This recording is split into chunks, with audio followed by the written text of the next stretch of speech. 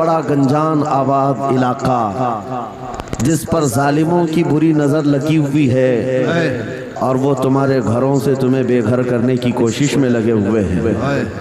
ایک بات یاد رکھو، میں آج کے اس منبر سے انہیں پیغام دے کر کے جاتا ہوں، تم کیا تمہارے باپ داداؤں نے بھی اکھاڑنے کی کوششیں کی ہیں؟ اور صرف یہ ایک خطہ نہیں ہے، ان کیڑوں کی تو کوئی حیثیت نہیں، ان کا باپ اسرائیل مل کر غزہ کو کچھ نہیں کر سکا۔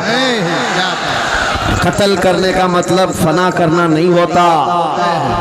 اسرائیل جیسی ظالم طاقت جس کے پاس سپر پاور طاقتیں پیٹروٹ میزائل بھی ہیں، دادا امریکہ ساتھ میں کھڑا ہوا ہے، یورپی یونین ساتھ میں کھڑی ہے اور نہتے کنکریاں لے کر کھڑے ہونے والے بچوں کا مقابلہ کر رہے ہیں، اور ایک دو نہیں 10,000 سے زیادہ قتل بھی کر ڈالے، بچوں کو مار بھی دیا، لیکن پیٹ نہیں بھرا، ڈر ختم ہی نہیں ہوا۔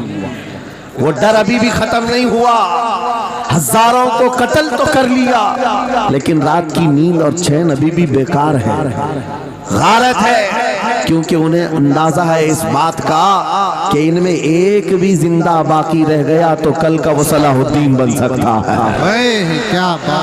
تاریخ دہرائی جا سکتی ہے۔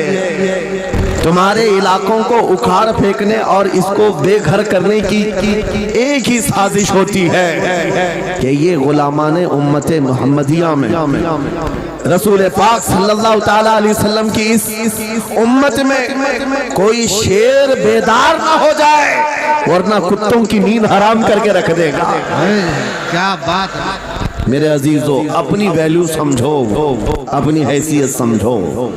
جب تمہارے ساتھ بری نظر لگ جائے تو تمہارے عروج و ارتقاء کی منزلیں شروع ہو جاتی ہیں۔ ان ظالموں کو یہ تاریخ یاد ہونا چاہیے کہ جب میرے خواجہ سرکار غریب نواز ہندوستان تشریف لائے تھے، ان کے آنے کے بعد جو کچھ بھی ان کے ساتھ کیا گیا، ان کے باپ داداؤں نے تاریخ بتائی ہوگی۔ غریب نواز کو نکالنے کے لیے، ان کی جھوپڑی اجاڑنے کے لیے، ان کے خیمے کو توڑنے کے لیے، یہاں تک کہ سرکار غریب نواز جس درخت کے نیچے بیٹھے وہاں سے اٹھوا دیا، کیا نہیں کیا۔ لیکن آج تاریخ 800 سال کے بعد بھی سناٹے دار تھپڑ مار کر کے بتا رہی ہے، جس کو تم یہاں سے بے گھر کرنے کی کوشش کر رہے تھے، اللہ نے اسے ایسا بادشاہ بنایا، تمہاری حکومتیں 5 سال کے بعد ڈیل ڈول ہونے لگتی ہیں، اور اس مرد قلندر کی حکومت 800 سال سے چل رہی ہے، وہ بھی گردنوں پر نہیں لاکھوں دلوں پر حکومت قائم ہے۔ کیا بات ہے، سبحان اللہ۔ قرآن میں اللہ فرماتا ہے وَأَمَّا مَا يَنْفَعُ النَّاسَ فَيَمْكُثُ فِي الْأَرْضِ، جو لوگوں کو نفع دیتا ہے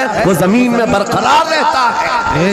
قرآن کی آیت پڑھ کر کے میں تمہیں حوصلہ دیتا ہوں، تمہیں یہ حوصلہ دیتا ہوں۔ اللہ نے قرآن میں فرمایا اِنَّ أَرْضِي وَاسِعَةٌ، میری زمین بہت کشادہ ہے، میری زمین بہت کشادہ ہے۔ رب تعالیٰ فرماتا ہے وَلَقَدْ كَتَبْنَا فِي الزَّبُورِ مِن بَعْدِ الذِّكْرِ أَنَّ الْأَرْضَ يَرِثُهَا عِبَادِيَ الصَّالِحُونَ، ہم نے زبور میں یہ لکھ دیا ہے کہ ہم اس زمین کا وارث نیک بندوں کو بنائیں گے۔ سبحان اللہ۔ آپ اس بات کے خوف میں نہ رہے